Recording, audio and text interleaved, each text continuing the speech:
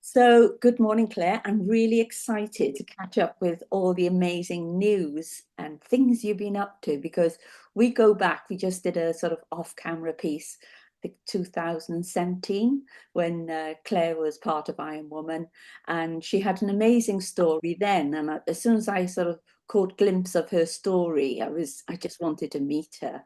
And at the time, she was telling me how.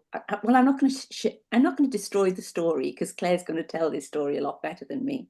So she's come from business strategy, and then from onto park bench, and then onto developing amazing social housing projects, and now has written her first book.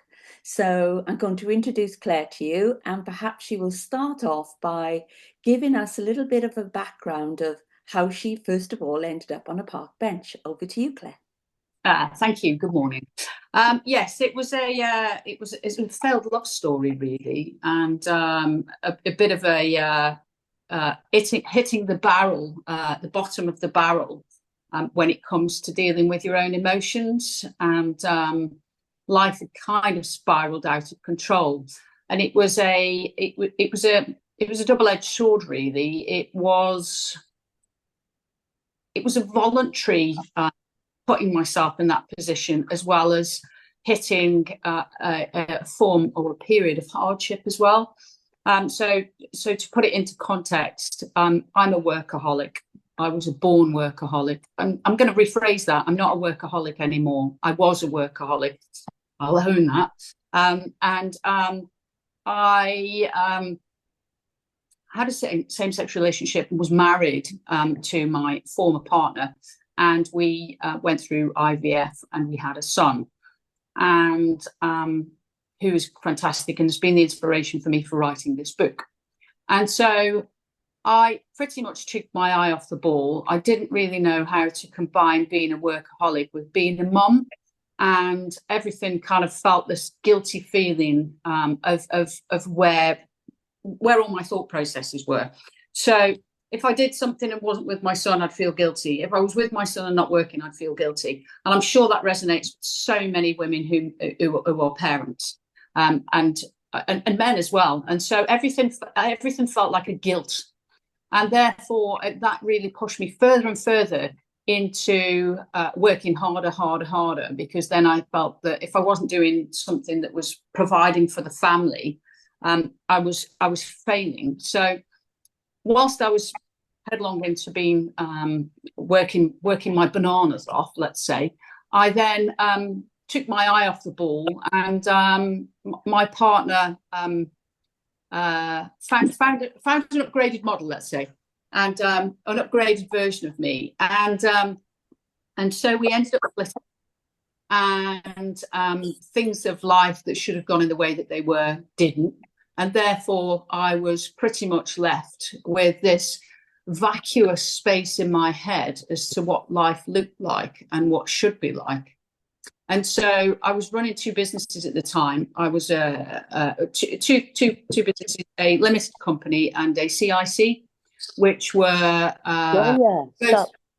both based in the sport provision sector, well-being, health, wellness, nutrition. And so I was really, really busy in those, as well as being a running coach as well. And so what then happened was that I literally walked into my office, told everybody that I was about to hit this emotional crash, and said to them, you're all going to be made redundant. So you need to I'll support you in any which way I can. But the business is going to close. My marriage is pretty much over, and I don't know where I'm going. So therefore, I kind of, and again, I'm sure this will resonate. Therefore, I hit a point where I thought everything has to change, everything, because you can't take that. It's almost like a detritus with you, the flotsam stuff that is just weighing you down. And I pretty much just stopped life, stepped out of that life as I knew it, and let it break down completely. And once it had broken down completely, I then started to rebuild myself up. And where I was from here was pretty destitute. And I sofa surfed for the best part of 18 months. And there were times that I couldn't quite make a sofa surf work because my friends, I'm not in the area of my family, I'm not living in the area of my family. So didn't really have any family that I could turn to local. And I had to stay local because Will was still, having needs provisions in school, etc. So therefore, there were the occasions that I found myself sleeping with nature. And I really, really had a lot of value from that, a lot of value. It was a very humbling experience. And actually, I've got a far different respect level now for homeless people, for nature, and for the environment, and for me. So that's pretty much that in a nutshell. That's the short version. Wow. And I can remember you said whilst you were sat on a park bench once, you started thinking about how do I get out of this? And started thinking about, okay, what's going to be my next step? Because a lot of us go through hardship, but don't go through a transformation, perhaps just stay there too long. And I was really interested in how your thinking process, sitting on a park bench, thinking, well, how do I create this big next step? And I'd love you to describe that to people. Yeah. Well, you've always got to find a silver lining, and there is a silver lining. But when you are in a space that you feel so, again, vacuous, it's very hard to identify and hook onto that. So the beauty of being outside, and this was my silver lining, was that sitting in parks and having space and time was a really good meditation space. And you always got the opportunity to see and speak to people. And I'm a very social person, and therefore I just took that opportunity to talk and listen, just listen to people. And around about 25 years ago, I started on my journey of I've always been an entrepreneur, but I started on this journey of wanting to invest in property. And that's what I did 25 years ago. Some I bought, some I held, one I've still got, some I sold, some were taken away. And so I kept coming back to this thought process. It was almost like an unfinished dream. And it was unfinished business, unfinished dream. And so I used time to look at how could I get back into the property environment. And therefore, the beauty of social media is that everybody is who's got a property, a successful property business, usually has some kind of influence on social media. And so I took that time to identify what route I wanted to go down, and watched the length of breadth of YouTube, and tried to identify which one suited best to my personality. So I begged, stole, and borrowed, and I went and booked myself onto a course, a property course. And at the time, it was with, unfortunately, this company is no longer around, with Legacy Education. And I got myself up to London and spent 3 days on this course. And not only did I learn about property and how I could potentially get into there, what I then learned was about the whole new arena of monetary education and financial education. And what I thought I knew about money and finances and investing, it worked out I knew very, very little. In fact, nothing. And that, again, was another opportunity to break the mold and start again, which is what I did. And I'm not very mathematically gifted, but I sat and learned quite a lot over 3 days. And I firmly believe that with any kind of business, it's not about the sector. I think anybody can learn about the sector in which they want to go into. It's about understanding the psychology of business. And it's also understanding your own psychology. And I think that as as humans, we are conditioned to literally go after the money, when really we don't need to go after the money. We need to go after the happiness.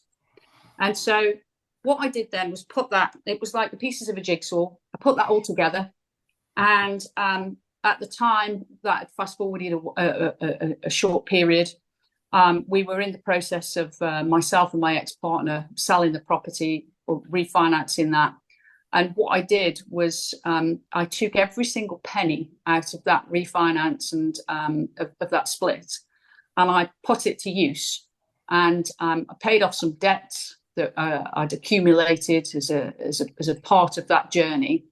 But the rest of the money, I split it over 3 properties, and I bought 3 buy-to-let properties, all of which were different strategies. So that was one of the things that I'd learned. And one of the things I did learn out of that was that you never buy a house unless you're going to make money on it from the start. And so that was the one key thing that made the difference and took me from being absolutely broke to making a successful property business. Because all of the money I put into those 3 properties, I was able to take back out in a short space of time and repeat that model. And that's what I did. You had a particular styling as well, didn't you? And I can remember going back to those days when I was almost like in the background as watching all this happening, and could see you had a very strong strategy to start with, but Yeah, also you had a very clear picture of the kind of residents you wanted in those properties. yeah, You had a very clear picture of how these interiors would look, and you understood how to make the whole thing duplicatable. So can you explain a little bit of that to us? yeah. So it's all about, and the phrase that I use is it's a cookie cutter. That's it. So in terms of the clients that, and I call them clients, tenants, friends that I wanted to work with, I wanted to provide a home. I wanted to provide a space to feel safe. I wanted to provide somewhere that they could walk into a door and feel that that home loved them, regardless of what the background, what that individual is, or will be. It's they've got to walk into that property and feel the energy. We are not, I'd say that we are ethical landlords, and it's not about, okay, it provides me with a lifestyle, but equally, like anything in life, it's about the effort that you put into that. And therefore, it's about working in partnership with the tenants. That's what it's about. That's the bottom line. And we listen to what they want. And I took some very valuable learnings away from the 3 days of education that I was sitting on. And what I walked away with was the cookie cutter. And it's basically do not deviate from this repeat model. Once you've got one that works, keep on using that model. And therefore, that came down to the way that we worked with our suppliers, the way that we worked with our maintenance team, the way that we worked with the design, the way that we worked with those, with the suppliers of all of the furniture, the furnishings, etc. And also right the way through the way that we advertised, the way that we met our clients, tenants, and the way that we work with them moving forward. And to this day, 6 years later, we haven't deviated from that. Okay, the marketplace has changed, quite rightly. What I don't like at the moment is that everything that happened post-COVID pushed, certainly in our areas, the rental costs sky high. That didn't need to happen, but it has. Like everything else, it's the squeeze on the cost of living. But the model itself is still exactly the same as it was 6 years ago. Okay, from a design perspective, we've actually changed the colour structure because we were on the greys and yellows, and that's changing slightly now. We're being a bit bolder with that. That's wonderful. And I can remember at the time I was thinking, gosh, you only had a small property portfolio, but you were the first landlord I'd ever seen that had brochures for their tenants. Yeah. Yeah. selling a lifestyle that they were stepping into as part of being, you know, a tenant of yours. What was the thinking of that? Almost like creating this amazing piece of marketing, because a lot of people don't do that. It's just a, you know, like it or lump it kind of attitude. Yeah, it was a twofold benefit. We wanted to put our stamp out there to the tenant's space, and it's not just a bum on a seat. A tenant in a property is not just a bum on a seat, and this is what I try to tell any landlord that we work with now, because we consult with landlords. It's about it's about you're dating your tenant. Okay, it's about making those things work. It's listening to what your tenants want, and also providing it within reason, of course. But it's that reciprocity. We work together. So we wanted to make sure that that brochure was going out to those tenants, and that they were under no disillusion of what the offer was in terms of what we could give to them. A lot of our tenants were, and still are, were inbound people, inbound professionals that were coming into a new area to take up a new role. Some of them worked out at sea, they work out on the wind farms. And we listened, what do these guys want? They can't use a microwave at work or nip to the shop whilst they're out at sea, because there's nothing there. So how could we make these nice, warm, special spaces for them as part of that tenant offering? And also, they'd go home, every 2 weeks. They'd come back, and we'd have their rooms cleaned for them. So it was that extra special thing that we were providing for them, that made it different. And also, we'd started to get a reputation as people that did it differently, and therefore then we had people that wanted to invest in us, and so they were coming to us and saying, how can we invest in your property business? And again, that we looked at that from a very ethical perspective, and therefore we are very selective. But the brochure had to say what we did without us keep repeating exactly the story each and every time. So we gave them the brochure, which told them what they did and how they could work with us. At the advent of COVID, that all changed, and then we came in with a different model, which again, it's about, if tomorrow we're making apple pies, then tomorrow to this afternoon we go out and buy flour and apples. And so it's all about changing quickly, spinning on a sixpence and coming in with a different model. So that brochure, although it still exists with a few tweaks, is slightly different now, Cheryl. And how has your business model changed? And also, how have you changed by the whole process? Well, I've slowed down a lot. I don't know whether it's an age thing. I don't know whether it's a menopause thing. So I've been blessed with the menopause in the last few years. I'm certainly not as razor focused as I used to be. And I've really enjoyed the value of the slowing down. I'm still working at that. My partner now will say to me, you run at 1,000,000 miles an hour. You have to slow down. And I keep doing this rinse and repeat of running really fast and then crashing. And again, I'm sure that resonates with many of you, but I'm working that one. But how it's changed from COVID, we decided that we had this conversation with someone before COVID happened, and they said, well, you've got all these properties and all these rooms. What if suddenly you found yourself with every one of them empty? And we laughed and said, well, that'll never happen. And then COVID came along, and actually, it didn't happen. We were the busiest that we'd been because we were working with key workers as well. And we were working with hospital staff in one particular area where we were providing, video viewings and services for them because they were working very, very hard. And so we looked at what does this market need and how can we make it happen? So that was one of the changes. The other change is that suddenly we got to a point where we thought, we're working in a very strange economic time now, and we could see that the peaks and troughs in the property market, where property again was being influenced by a false boost in the property market, where prices were being inflated massively. And then we knew that there would be a correction at some point. So we didn't think that it was a sensible time to start purchasing properties. So what we did do is we started to look at potentially managing properties.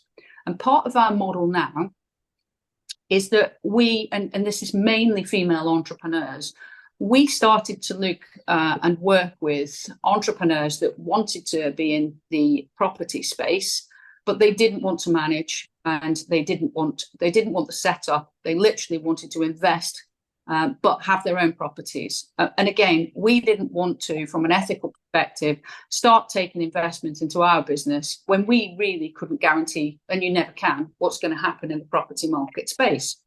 Therefore, what we suggested to the people that we were working with, and we still work with these as clients, these people now as clients, buy your own properties. We'll walk you through the whole process, and then we can manage them for you.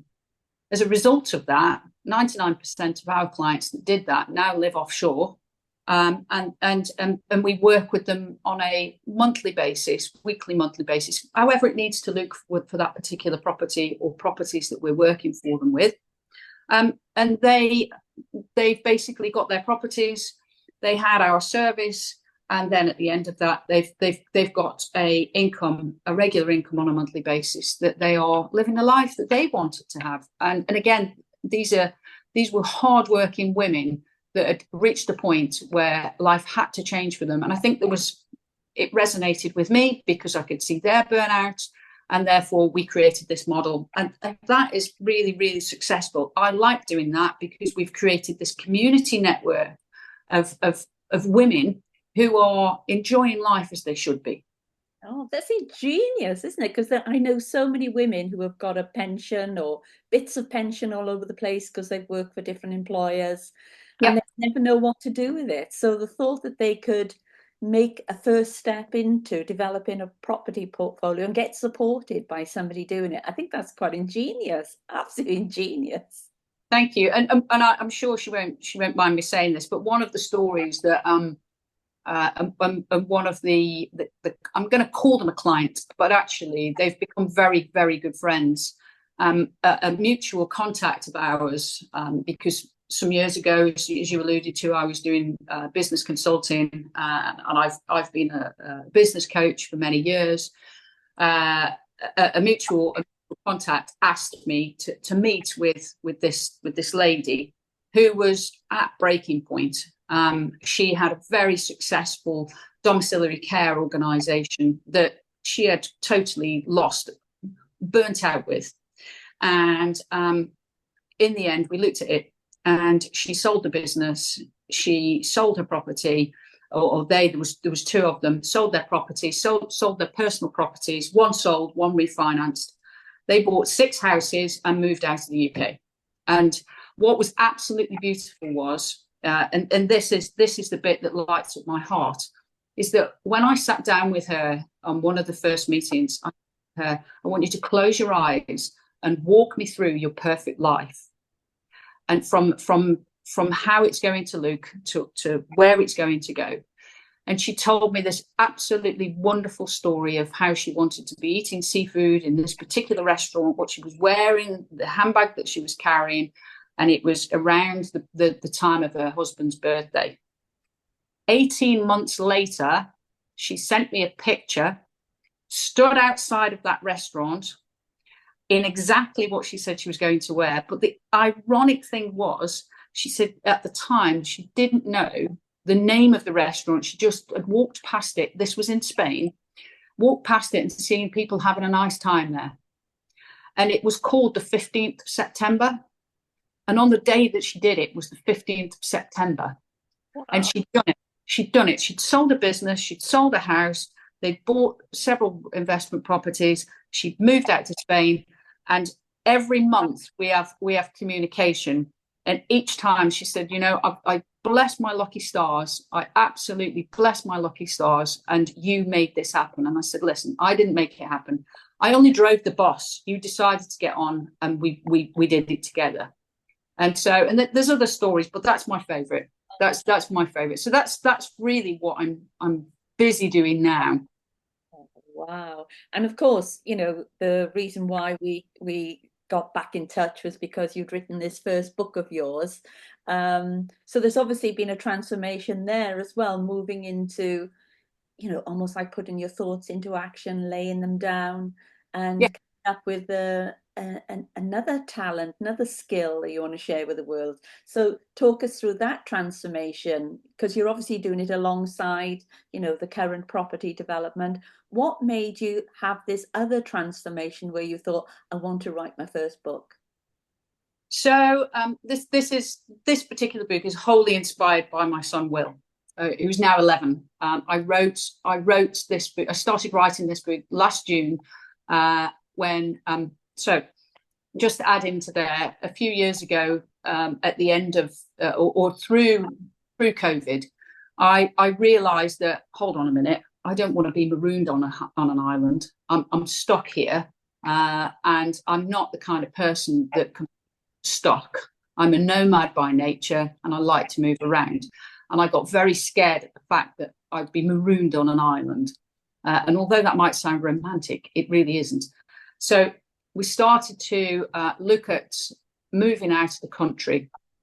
And I realised that I couldn't do that lock, stock and barrel because I'm a mum. I have commitments here. My son is the ultimate responsibility for me, and I will be there until he doesn't need me to be there, when he grows his own independence and he's off and running.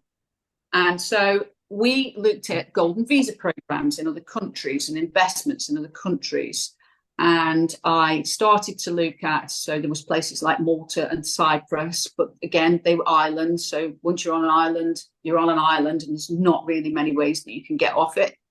And therefore, we started to look at Italy, but the primary investment was something like €3 million, which was totally out of the question. And so we looked at Portugal.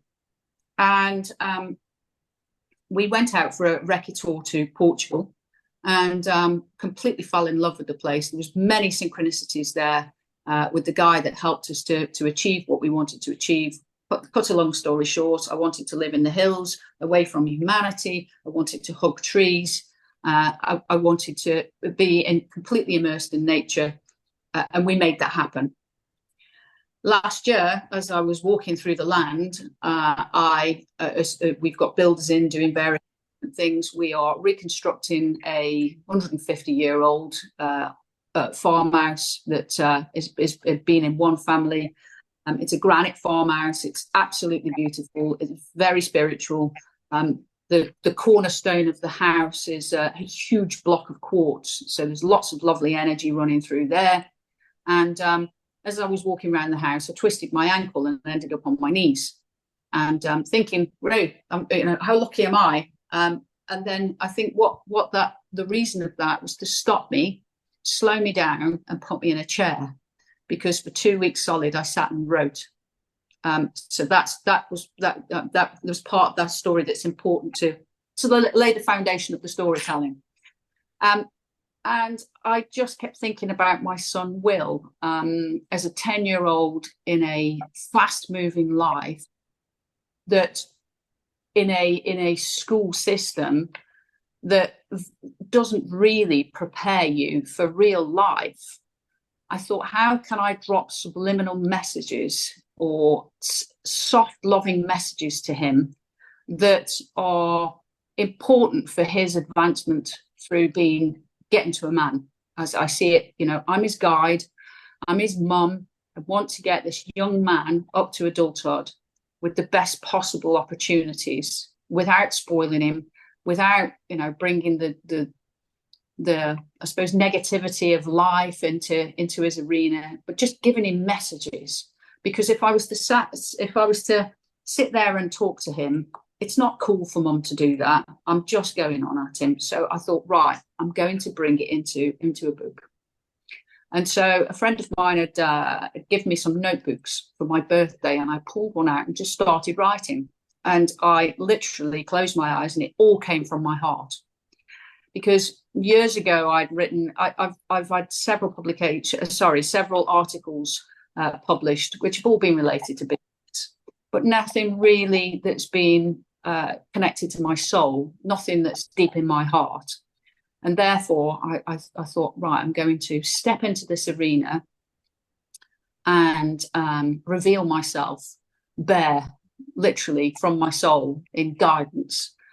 And so at the time, who again was one of my clients, connected me to another mutual contact who was a writing coach.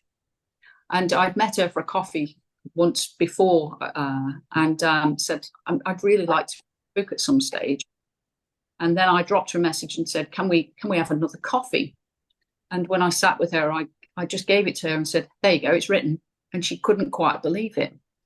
And she read through it and she said, you need to get this out to a wider audience. This isn't just for your boy. You can help so many people. It's so full of love. It's so full of value. You just need to get this out to a wider audience.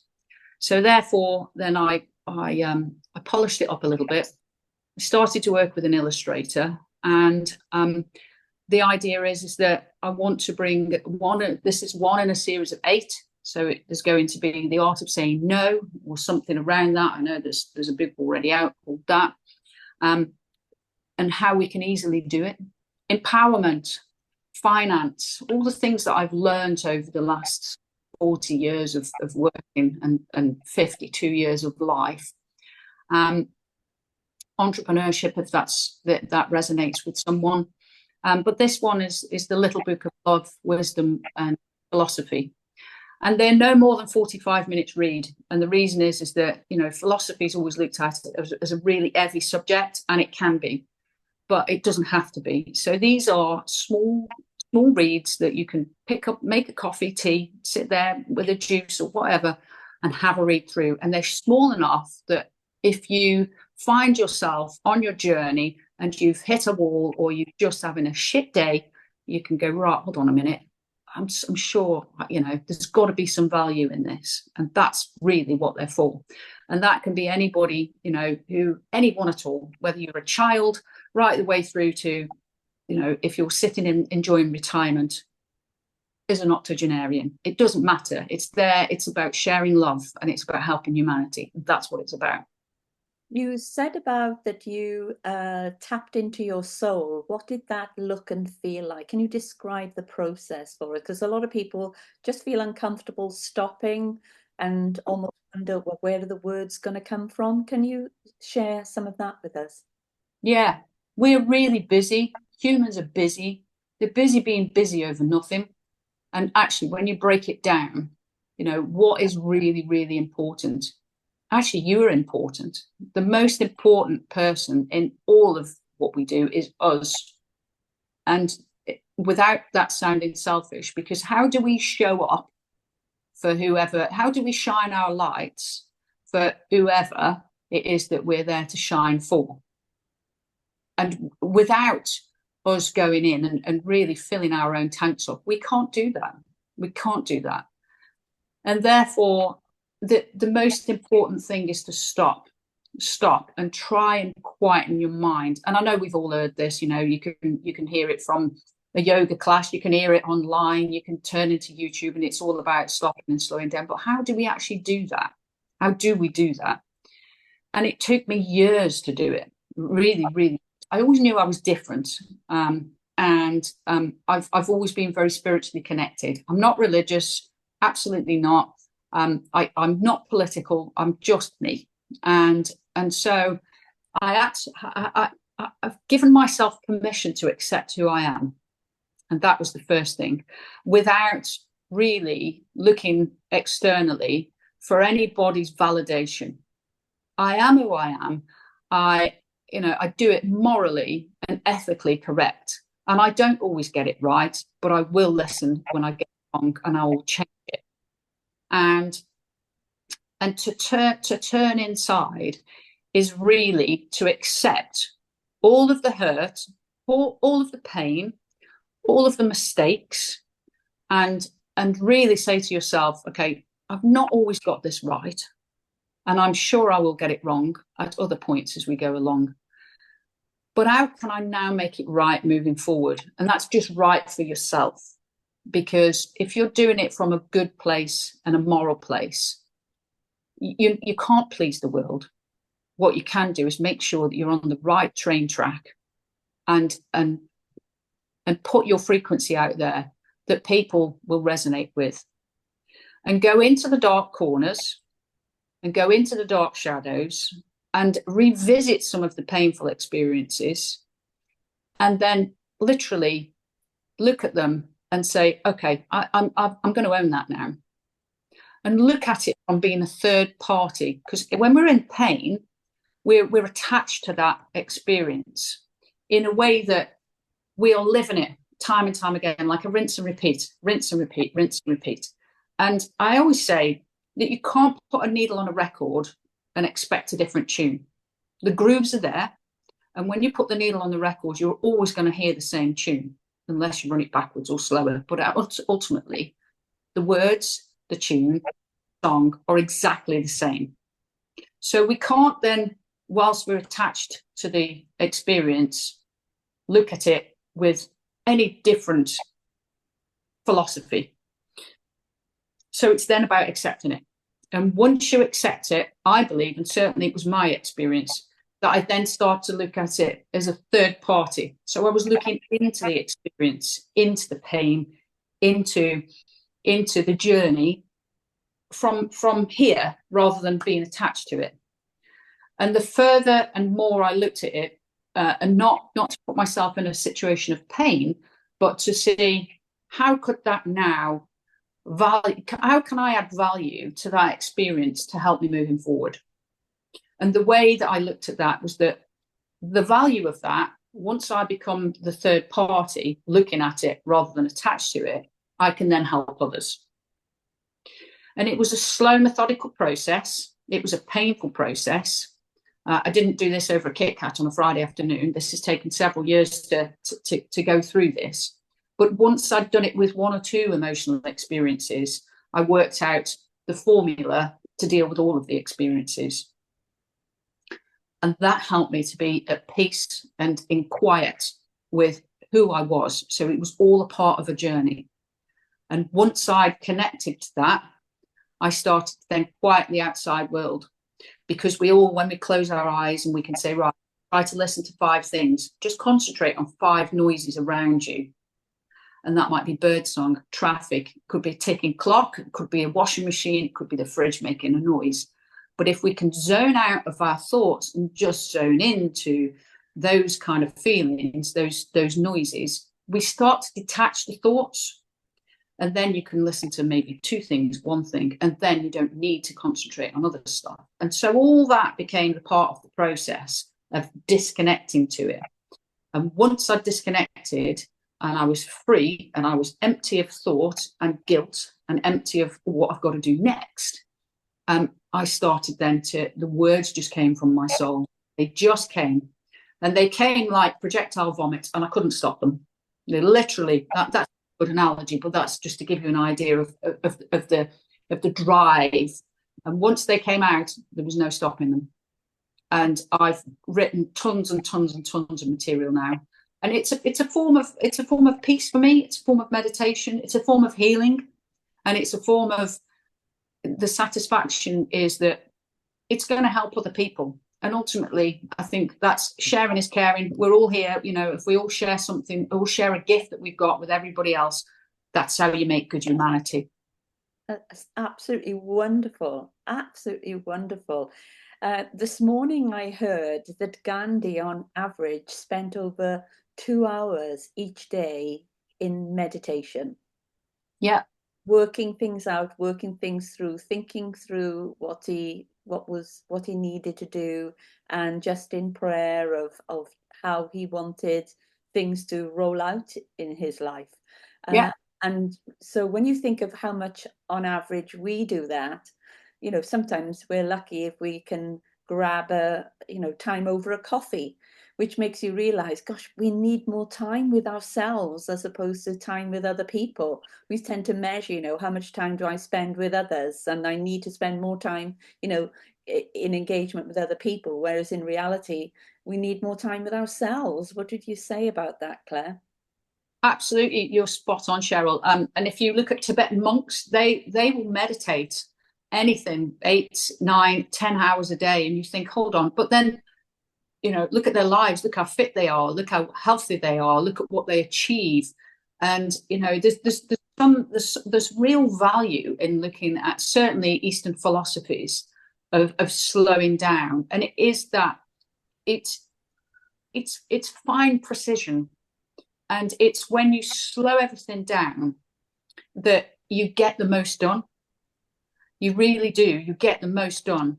You are in this moment of value that's your time and you, the essence of you, not your ego, just you. And once you have a snapshot of that, you think, hold on a second, what's going on here? This feels good. And then you get to the end of the day and you think, hold on a minute, I've done 15 tasks without feeling one moment of stress, and I've still got 3 hours left. And so suddenly it starts to become quite sexy, quite attractive, a new way of working, a new way of living. And, everybody around you benefits from that. We all rise up because you're calm, the household's calm, the energy's different. The people that you work with, the people that you communicate with, your suppliers, you slow everything down. And it's like suddenly you're the one driving the locomotive and you decide to go really slow, and everyone's enjoying the scenery and they're enjoying the experience rather than thinking, Christ, we've got a nutter at the wheel. That's wonderful. Sangeeta has raised her hand. So Sangeeta, I'm assuming you would like to ask Claire a question. I just absolutely love what you're saying, Claire. And I think, me and Cheryl were talking, when we met and after a while, and I was sharing how one thing I learned few years ago when I started meditating is like, we are not human doings, we are human beings, and Yes. it's just recognizing that we are energetic beings, and we forget about that, and everything physical we are trying to achieve and get somewhere. And, sometimes just slowing down and saying, just be with you. You're the most beautiful creation God has created, or whosoever divine has created. And we get to know everybody. We want to know about people and how life works, how people work. How about I just know how do I work, and then I take from there. And I think your story so beautifully told. I absolutely love everything you shared. I connect so deeply with your stories, and I've had many experiences like that. But no, thank you very much for sharing your story. And yes, meditation and slowing down thoughts. And I had interaction with a lot of people who are workaholics, like you were saying. And if I even say that, I said, just take 10 minutes of your time, just slowing down. And they take it as an offense. It's like I'm telling them, not to work. I was like, no, just when you take that time, you will work more efficiently. Nobody's asking you not to work, but it's like, unless they have that experience, Yeah. so sometimes you have to let people to experience their life. But slowing down and doing meditation and connecting with yourself definitely is the most, underrated power that we have, Absolutely. You're absolutely right. And thank you for adding that in as well. I realized on a personal level for me, the workaholic, I was an alcoholic as well, were their trauma responses. These were my trauma responses, and I know exactly what they're linked to. Yeah. And we're doing that it's almost coping mechanism, isn't it? That we don't have to look at ourselves. Yeah, exactly. We're looking at everything else. We're trying to create this busy persona, so people don't criticize us. And actually, it doesn't matter. And the bottom line is why? Why are we running around like these crazy people? I look at the school run in the morning, and I think most people don't really have anywhere to go afterwards. And it's, why are you running on this level of energy? Why? Really? And I want to add something, that it's funny because when you start doing these practices, I remember when I start slowing down myself and not stressing and worrying, I think people around me question me. It's like, what kind of mother you're? You're not stressing around for your kids' exam. It's like, why should I stress about my kids' exam? Yeah. They are studying, and people question that because people think you're not normal because you're doing something out and ordinary. And I was thinking, hey, I'm loving life right now where I am, and I don't have something to prove to you. but I can inspire people. I can see that other people. But yeah, you can go through life thinking, either you have to please other people, which I did quite a lot of my life. But the day I let go of that, I don't need to please anybody. I don't need to prove anything to anybody. Life became so much easier, simpler, Absolutely. And my whole world changed through the story I've just told you. Yeah. And also when I quit alcohol as well. And that did a lot of things, if we look at my connection to myself, that totally raised my vibration. I haven't touched alcohol for nearly 6 years now, and I Amazing. never. And that changed everything. So all my friendship circles changed. My social interests changed as well. And at the same time, I just started hot yoga in 2017 when the wheels came crashing down, and. Yeah. And those three things together, and if you'd known me previously, I spent my late 20s, early 30s doing the whoop whoop clubbing in London, taking drugs. There's not much I haven't experienced in a negative way of life, and I'm not saying I've got it right now, but it works for me. And if that story, if that input can help other people, then I'm always happy to help. And for me, it's about how can I reach the audience to let them know, you're not in this alone. You don't need to be dealing with your trauma responses. You don't need to be really busy. You don't need to be doing this, and also own it. Yeah. And that nobody's perfect. Not one human on this planet is perfect, and I defy anybody to present me with one. And that it's okay to carry the journey, the things that haven't gone right, and also celebrate the stuff that has gone right. But don't stop working on yourself. Yeah. We're busy working for other people, doing other things, and all the stuff that and I say other people, whether that's just providing for your partner, for your child, for your family. Make sure you go first, and I have this, I wrote this piece about mask on first. On an aeroplane, you're advised to put your mask on first. And why is that? It's not because they're telling everybody to be selfish. You can't help anyone else unless you're breathing yourself. And it's so important that you acknowledge that and step forward and own it, and own it with pride, and own it with a heart full. Can I ask the question, Claire, because I'd like to get back to this amazing series of books, and you've just launched the first one.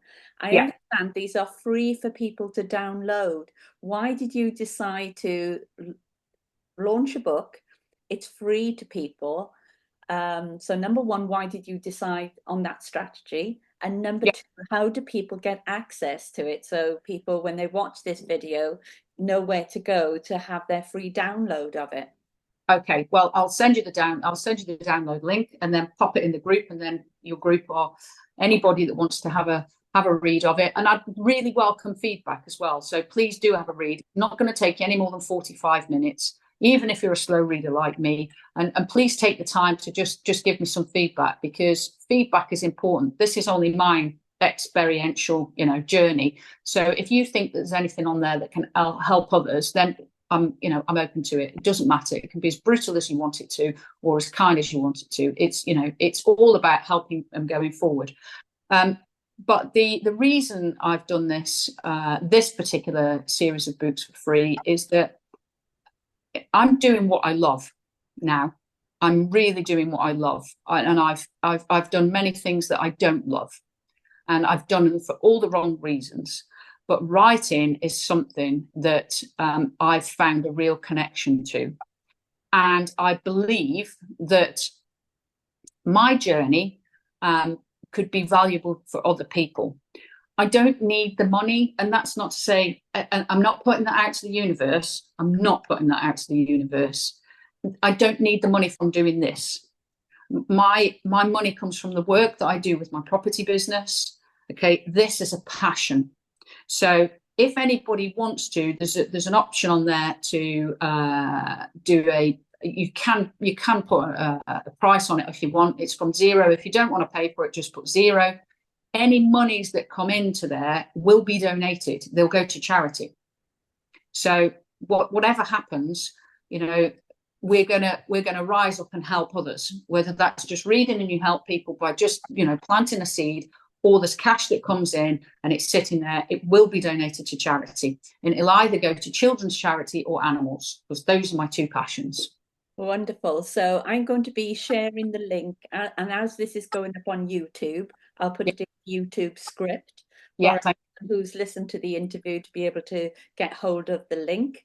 And also when I put it out on social media, I'll add the linking so everyone can download your book via that as well. So I'd love to come to everyone before we sign off to say, well, what have you got as a light bulb of learning from Clare from today? So Karen is an avid writer, and we've got Fiona, who's obviously in PR. So I'm sure they've got lots of feedback for you. So I'm going to come to you first. So Karen, would you like to share your light bulb of learning first for us?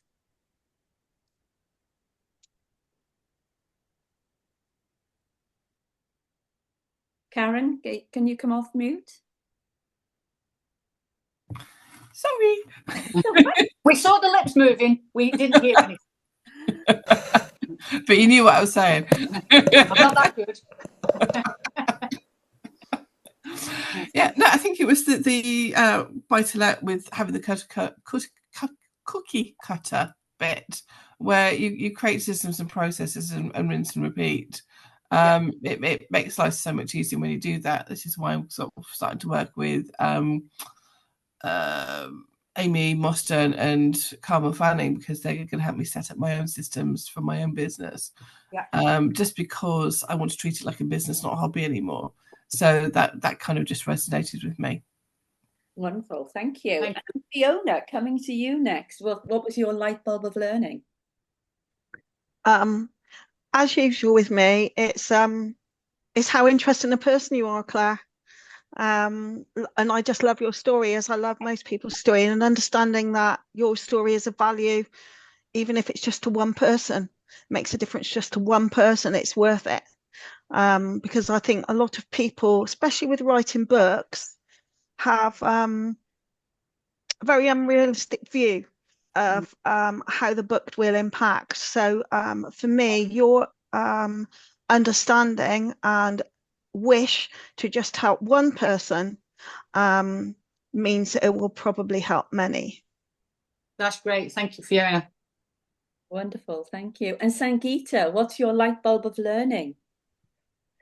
I think it's all about it's the journey, isn't it? It doesn't matter where you've been. It's where you're heading and how much work you do on yourself, and that, you know, really inspired me. And you know, Clare, you're such a great storyteller, and amazing that you have written a book as well. So yeah, so I'm just going to, I think you inspired me to start writing today. So thank you so much. You're welcome. Thank you. I'm on my phone at the moment. I've just seen something come up about you starting a radio show. My radio show is starting on BCFM Community Radio, Bristol Radio. And I want to talk all about mental health and how we can inspire people by our stories, because, you know, so I will get your contact and then maybe get in touch. It's every Thursday between 9 and 10. And all the ladies, you can tune in as well. I'll share the link and listen to it. And I'll play some lovely Bollywood music. And I want to talk, I'll share my journey as well on that, of grief and overcoming challenges. But I would absolutely love to have you on my show. That would be a pleasure. Yeah, please do. I'm sure Cheryl will share my contact details with Sangeeta, and we'll take it from there. Yeah, please do reach out. I'd love to. Thank you. Is it wonderful how the ripples in something just go out there and can make amazing connections with people? I'm not sure if Sophia is online, because I know she's got a sore throat, so I don't know if she can come up and share her light bulb of learning. Oh, Sophia, would you like to share your light bulb of learning? Good morning. Morning. Oh, please don't bark, cockapoo. Not now. Not now. I am full up with the Spanish flu. Clare, it's so lush to see you again and hear your voice. You too. It's been a few years since we spoke, and so much has happened since then. I'd like to reconnect with you. It seems like the perfect time to do that, strangely enough, isn't it? Clare is a light bulb. There is no, like, Clare is just a light bulb. So it's hard to pinpoint one or even two things. I love listening to your story, and every time you speak, I get many new things. And I'm getting a bit dizzy. I started walking around. I got a little bit too cocky. So one thing that sticks out for me is how many, and Sangeeta said it as well, is how many times journey has been, the word journey has come up during these chats.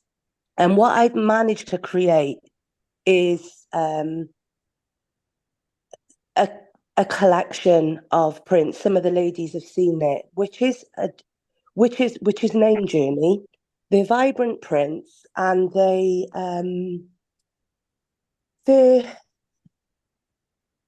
all about they're all about a journey and healing journey, and coming out as a phoenix after going through your individual pain and grief. And we've all got stuff, right? Sorry, I'm going on now. But anyway, I'd like to send you some. Yes, I would like to send you some. They come with an explanation. Each one comes with an explanation, but I believe they can help people. They do carry a vibration of where I've gone through my own healing journey. Obviously, when you do that for yourself, your frequency goes higher. Yeah. And I do think they elevate and lift the spaces and the people on the walls they are done. I'd like to send you sets of them free. I'd like to just send them to you for you to put them, if you feel, wherever you like. I'd love that. Thank you. Is that okay? Thank you. That. I know the power of them. Sometimes it's hard to explain that. But I know that you'll get it. So if I can get an address for you to receive them, I'd love to send over like 10 sets, and you put them wherever you see fit, or you give them away. I'll include the journey, like it's like a guide, which has a description of each artwork. They are vibrant, and I heard you said you were going into bold interior designs. They'll help people. That's the stuff that I realize I want to give away. Oh, how wonderful. How wonderful. So just get that to me somehow, or we'll connect on Facebook like we did before, or whichever. Just let's make it happen. Perfect. Okay, that sounds great. Right? And okay, wonderful. Thank you. Let's speak to you. Isn't that the magic of the ripple, putting yourself out there to share your journey, and then finding there are other people who want to step into your journey with you as well and take you that next step. Clare, you've been absolutely incredible. Absolutely incredible. I've learned so much this morning, just so much. Can you give us a last word of inspiration for us? Because it's Monday morning. So give us your last drip of inspiration for the week. Over to you, Clare. Do you know what? I always finish with 3 words, and it's this is to all of you. Be yourself. That's it. Just be yourself. And if you don't know who yourself is, find it. Wonderful. And if you don't know how to find it, that is your task, to go slowly, methodically, and diligently to find yourself. Oh, wonderful. Can we give Clare a virtual round of applause, because it's been a fantastic morning. And Clare, I'm going to be in touch with you to collect certain details from you. But everyone who's clicked on this via YouTube, please read the comments, because there's going to be a link for you to download your free book and some contact details for you to make contact with Clare. But thank you, Clare. You're such a blessing. I've had a whale of a time. And it's just the start of the week. Thank you so much for joining us. Thank you. Thanks, Cheryl. As always, it's great spending time with you, and all you lovely ladies as well. So enjoy the rest of your week. Emma, it's nice to see you. Enjoy the rest of your week, and I look forward to connecting with you. And if any of you have any questions moving forward, just reach out. Let's chat. Thank you, Claire. Thank you. Have a great week. You Bye. take care. Thank you, everyone. Bye. Bye-bye.